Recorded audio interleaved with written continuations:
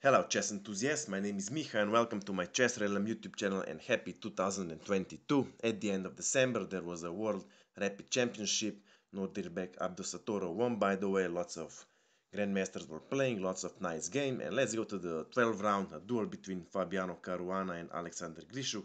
Let's see what happened. Alexander Grishuk had white pieces and he started with c4, e5, and we have English opening knight to f3, immediately attacking pawn on e5, literally prompting black to play e4. Knight goes to d4, knight to c6. Well, if white captured, then black simply develops, so e3 defending, knight to f6, knight to c3, and now black plays knight to e5. Immediately trying to place his knight on a very weak d3 square. Of course, it's useless to use tempo just to prevent this knight to d3 jump because black develops further, so f4 was played, knight goes to d3 check. Well, if white would want to remove the king, then the only square is e2, but then when this d-pawn is gone, then bishop to g4, and there goes our king.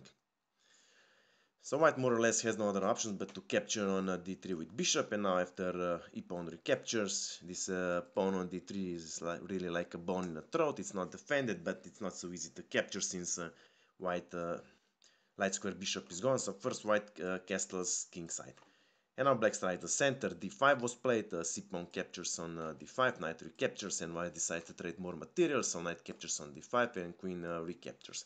Of course, at some point black wants to defend his pawn on d3, so the only obstacle is this knight on d4, so c5 is being prepared, driving away this knight, so white plays b4, preventing this c5 with pawn. Well, you might think that pawn on b4 is for free, but then we have queen to a4, double attack on king, and there goes our bishop. So black plays b6, preparing to fianchetto his light square bishop. White plays bishop to b2. Black plays bishop to b7, threatening with a mate on g2. Well, here white had a very good prophylactic move at his disposal, queen to a4 check. If black removes the king, he loses right to castle. If, however, queen goes to d7, then white can either capture or not. Either way, mating threat is no longer there. If, however, black would play c6, again, this long diagonal is close, and again, mating threat is gone. So queen to a4 was a totally good option for white. Instead, white plays rook to f2, protecting this pawn on g2, but from now on, this rook on f2 is pinned, or I should say it's tied to the defense of pawn on g2, and now black plays bishop to e7. Still not castling, so black is waiting for white next move, and white plays another waiting move, bishop to c3, forcing black to decide on which side to castle, and black has decided to castle on queen side. And now white plays b5, preparing this a4 and a5, so we have stampedo of pawns. Black plays h5, white plays a4. Of course, black would try with h4, but here h3, black simply stopped this h pawn, so black plays rook to h6, preparing rook to g6, harassing white king here on g file. Maybe one of the better option would be knight to f3, closing this diagonal, also preventing this bishop to h4. Still, white plays f5, very interesting move, and black responds with bishop to h4, attacking this rook on f2. Still, white has to protect this mate on g2, so rook to f3 was played, and now black plays g5. Of course, trying to open some file, but if white decides to capture en passant, the rook simply recaptures on g6, and now this is very bad for white. I mean, if white still wants to continue the attack with a5, for example, then rook from last rank goes to g8. Now we have double attack on this g2 pawn. Well, queen to f1 doesn't help exactly. After that, rook captures, queen captures, rook captures, and king recaptures for queen. White has only two rooks, but then we have queen to g5 check, and after, I don't know, maybe king to h1, then simply bishop captures, gaining and some material also. So now white also only has rook and knight for a queen, so this is winning for black. If, however, white would try with g3, then black simply sacrifices his bishop after h pawn recaptures, rook captures, check. Well, if here rook captures on g3, then rook captures on g3 check. If king goes, I don't know, h2, queen to g2 checkmate. If, however, king to f2, then we have queen to g2 check, king to e1, and queen to g1 checkmate. If white doesn't capture rook, for example, king to f2, then rook to g2 check. After king has to go to e1, creating some space for the rook. After rook to g1 check. If king goes to f2, then rook to g2 mate. If, however, rook to f1, then we have rook captures on f1, king captures, queen to h1, king to f2, and rook to g2 checkmate.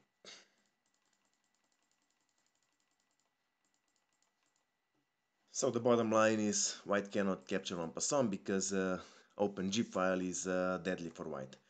Instead, white plays f6.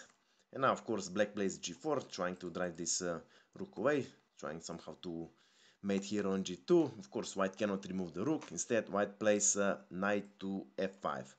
Well, first of all, attacking this defenseless rook on h6. Second of all, threatening one knight to e7, forking both king and queen. Well, here black would decide to remove the king out of the fork, then white simply captures rook. After black recaptures rook on f3, then queen captures, and here already white is a pawn up. Queen to g5 attack on the knight, and the queen doesn't help. Then we have knight to f7, again attacking the queen. I don't know, queen to g8. Queen to h3, simply defending this pawn on g2.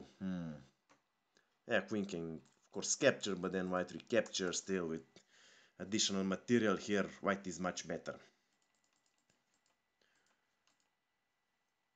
So in the game, black has accepted the challenge. So first g-pawn captures rook on f3, and now of course knight goes to e7, forking king and the queen. After king to b8, now white plays knight to e5. Of course, bishop can immediately capture, but first black plays f2, attacking the king. Well, if king can go either to h1 or f1. If king goes to h1, then bishop simply captures, and this is a deadly pin on this on the king. So this is deadly for white. So in the game, white plays king to f1, and only now black captures knight on e5. Now let's see where we are. For queen, black has rook and bishop. Still, black also has this pawn on d3, which is like a bone in the throat. Also, pawn on f2 is also very unpleasant. Maybe trying to drive this pawn on d3 away doesn't work. Let's say queen to b1, then probably rook to g6. Well, white cannot simply capture on d3 because there's always a bishop to g2 with a discover attack on the queen. So not easy to advise white what to play. So white has decided to play bishop to e5, attacking pawn on c7, of course, with queen to c1, putting pressure on c7 pawn. So black immediately counteracts with bishop to f6, trying to exchange bishop. White doesn't agree. Bishop to f4 was played, of course, skipping at least one defensive piece on the board. And now black plays rook to g6, attacking this pawn on b2. g3 was played defending, and now bishop to g5, still trying to trade this dark square bishop. Well, here white should have tried with queen to h5. And now, of course, if black captures bishop on f4, white cannot recapture with the g-pawn, because then rook to g1, once this king is gone, black captures rook, and this is winning for black. So here white would have to recapture with the e-pawn, and now after rook to e6, black threatens with invasion here immediately on the e-file. Let's say white plays king to f2 immediately, then rook to e2 check, after king to f1, then here black grabs this pawn on d2, and this free pass d-pawn will secure the victory. Rook to d1 doesn't help. After rook captures, queen captures, and now d2. Of course, black cannot, white cannot capture because we have bishop to c4 discover attack. If, however, white makes a random move, then simply bishop to b3, driving this queen away, and then black promotes.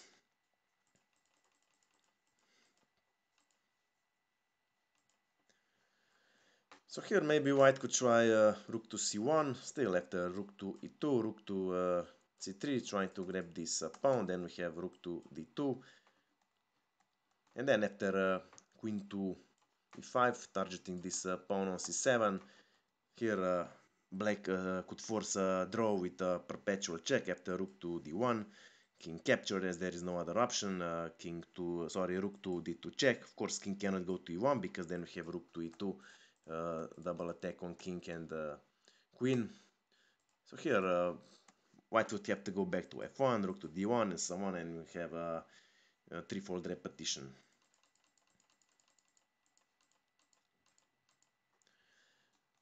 In the game, white doesn't capture pawn on h5. Instead, bishop captures on g5. Rook, of course, recaptures. Now, white should have kept this pawn on f2 intact. White should have played a5, creating space for his queen. You will see immediately, because black definitely intends to push h4. Of course, white wouldn't be able to capture, because then we have rook to g1 and white loses material.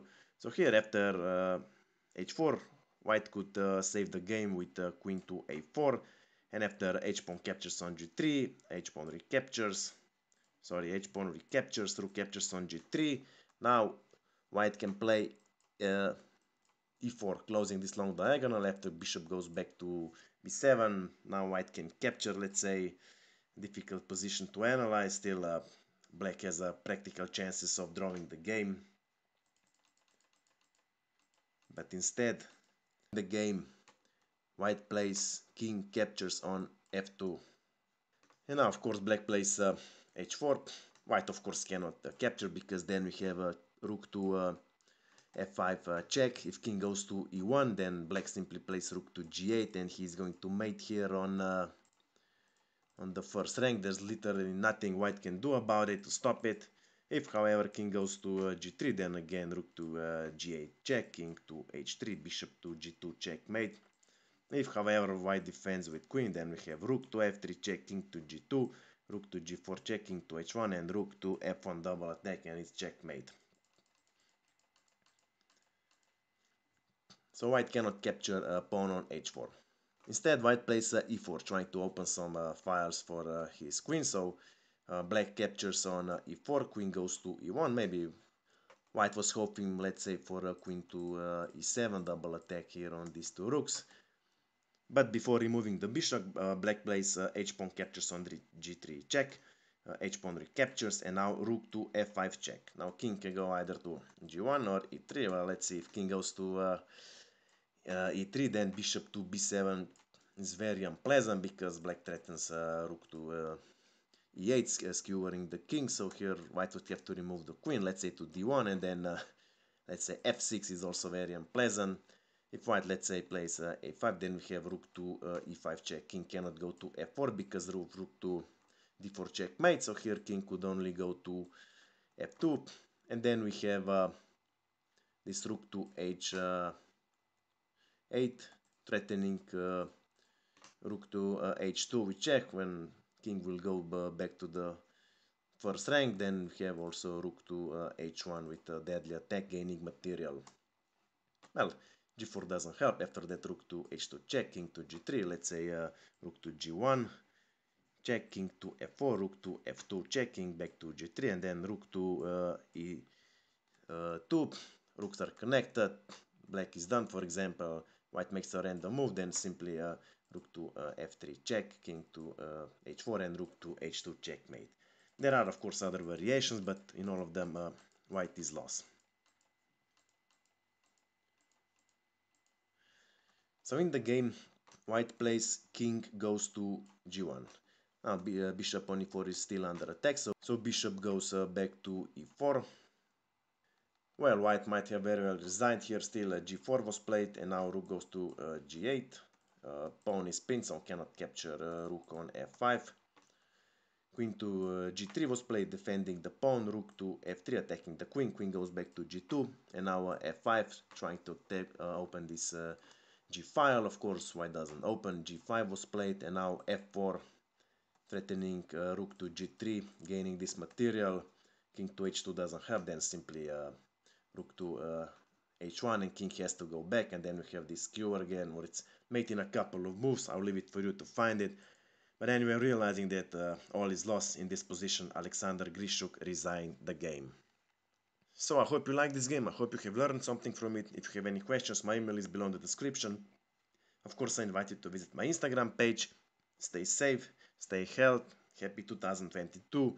That's it for now, and see you soon.